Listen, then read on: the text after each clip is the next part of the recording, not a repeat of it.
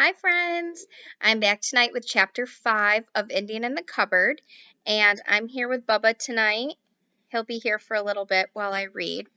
And before we read today, I want to set our purpose, and that is, how does Tommy feel when he opens his eyes and sees Omri? Now, I also want to give a shout out to Jordan. Hi, Jordan. I miss you so much. Jordan was super awesome and was able to find her copy of Indian in the Cupboard to follow along with me. And I'm so glad because I miss seeing her smiley face and her wonderful outfits every day. So this chapter is called Tommy. So remember, again, that question to set our purpose is, how does Tommy feel when he opens his eyes and sees Omri? Omri felt himself grow weak. What an idiot he'd been. Not to have realized that the man and not just the medical bag would be changed. Or had he? After all, what did he need more just than a bandage of the right size for the Indian? Someone of the right size to put it on. And unless he was sadly mistaken, that was just what was waiting inside the magic cupboard. He unlocked the door. Yes, there he was, pink-cheeked, tousle-headed, under his army cap, his uniform creased and mud-spattered and blood-stained, looking angry, frightened, and bewildered. He rubbed his eyes with his free hand. "Praise be for a little bit of daylight, anyway," he said. "What the—" Then he opened his eyes and saw Omri. Omri actually saw him go white, and his knees gave way under him. He uttered a few sounds, half curses, half just noises. He dropped the bag and hid his face for a moment. Omri said hastily, "Please don't be afraid. It's all right. Then he had an absolute inspiration. "I'm a dream you're having. I won't hurt you. I just want you to do something for me, and then I'll wake you up." Slowly, the little man lowered his hands and looked up again. "A dream, is it? Well, I should have guessed.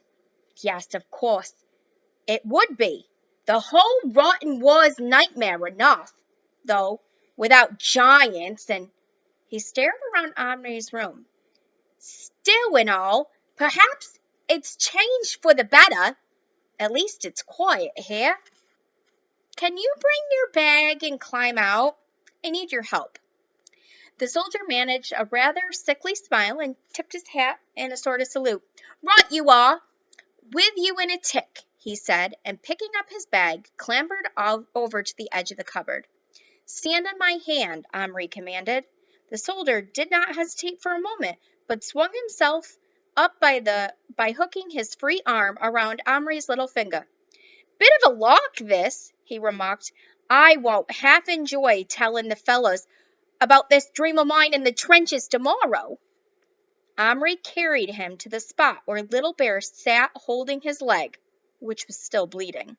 The soldier stepped down and stood knee-deep in a pile, staring. "Well, I'll be jiggered," he breathed. "A bloomin' Indian! Well, this is a rum dream, and no mistake, and wounded, too. Well, I suppose that's my job, isn't it? To patch him up?" "Yes, please," said Omri. Without more ado, the soldier put the bag on the floor and snapped open its all but invisible catches. Omri leaned over to see. Now he really did need a magnifying glass, and so badly did he want to see the details that the miniature doctor's bag that he had risked sneaking into Gillian's room— Gillian always slept late, and anyway, it wasn't even 7 o'clock yet— and pinching from his secret drawer. By the time he got down to his own room, the soldier was kneeling at Little Bear's feet, applying a neat tourniquet to the top of his leg. Omri peered through the magnifying glass into the open bag. It was amazing. Everything was there. Bottles, pill boxes, ointments, some steel instruments, including a tiny hypodermic needle, and as many rolls of bandages as you could want. Omri then ventured to look at the wound. Yes, it was quite deep, The horse must have given him a terrific kick. That reminded him. Where's the horse? He looked around in a fright, but he soon saw it, trying forlornly to eat the carpet. I must get it some grass, thought Omri, meanwhile offering it a small piece of stale bread, which it ate gratefully, and then some water in a tin lid. It was odd how the horse was not frightened of him. Perhaps it couldn't see him very well. There now, he'll do, said the soldier, getting up. Omri looked at the Indian's leg through his magnifying glass. The wound was bandaged beautifully. Even Little Bear was examining it with obvious approval. Thank you very much, said Omri. Would you like to wake up now? Might as well, I suppose. There's not much to look forward except for muds and rats and German shells coming over. Still, I got to win the war, haven't we? Can't desert, even in a dream, not for long. That is, duty calls and that, eh? Omri gently picked him up and put him into the cupboard. Goodbye, he said. Perhaps sometime if you could dream me again? A pleasure, said the soldier. A pleasure, said the soldier cheerfully. Tommy Atkins at your service. Any night except when there's an attack on. None of us get any sleep to speak of then. And he gave Omri a smart salute. Regretfully, Omri shut and locked the door. He was tempted to keep the soldier, but it was too complicated just now. Anyway, he could always bring him back to life later if he liked. A moment or two later, he opened the door again to check. There was the orderly, bag in hand, standing just as Omri had last seen him, at a salute. Only now, he was plastic again. Little Bear was calmly pulling on his blood-stained leggings. Good magic, he remarked. Leg feel good.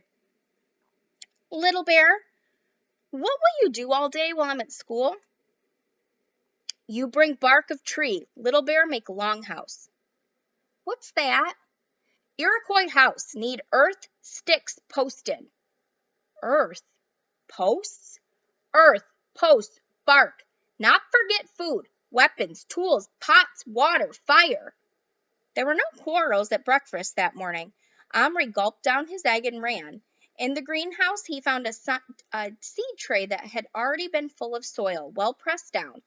He carried that secretly upstairs and laid it on the floor behind the dressing up crate, which he was still pretty sure his mother wouldn't shift, even if it was her cleaning day. Then he took his penknife and went out again.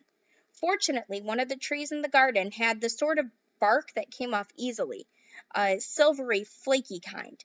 He cut off a biggish strip, then another to make sure. How long was a longhouse?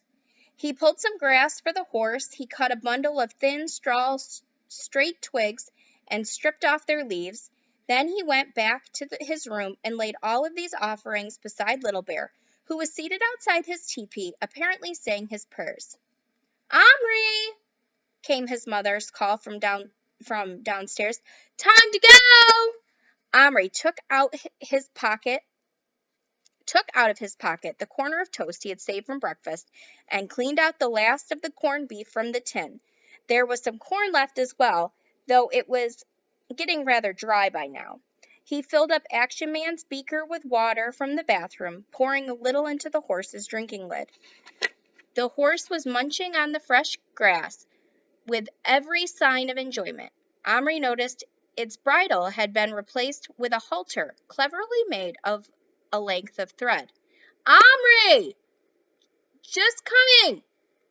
The others have gone! Hurry up! You'll be late! One last thing. Little Bear couldn't make a longhouse without some sort of tool beside his knife.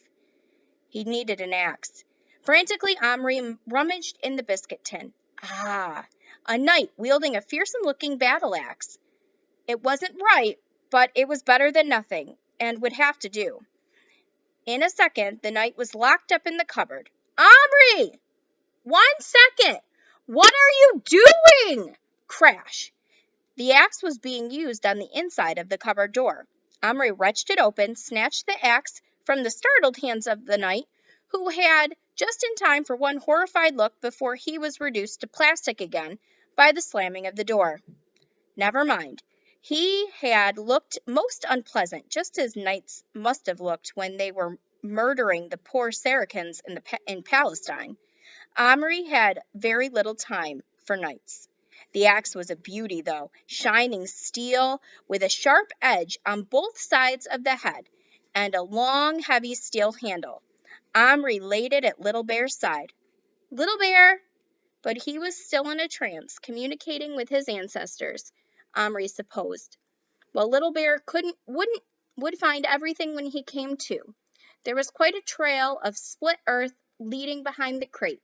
Omri flashed down the stairs, grabbed his parka and his lunch money, and was gone. So that was chapter 5. So pardon my terrible British accent, but Tommy was the orderly or the doctor that Omri brought to life. Now, think about how Tommy feels when he opens his eyes, and think about how Omri reacts to him. Okay? Now, the word that I want you to think of is right at the end of this chapter, and it's, what does the word split mean? There was quite a trail of split earth leading behind the crate.